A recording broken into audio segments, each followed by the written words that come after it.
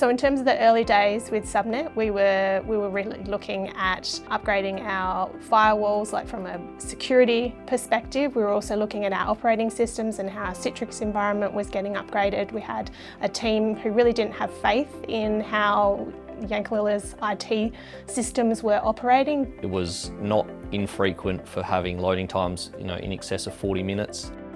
So one of the great pieces that Subnet was able to support us with in terms of delivery is around our business continuity plans. So updating our IT fleet, for instance, and its direct connection with enabling us to work if there's a power outage, which we've had to in the last 12 months.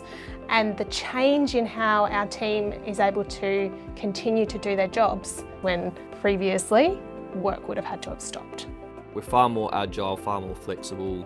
We moved off of thin clients to laptops around the organisation. It allows people to be able to pick up and move, work from where they need to work. Subnet have been invaluable to us of providing the information or the details. Aaron is largely self-sufficient. He can give the staff that immediate feedback and that immediate troubleshooting.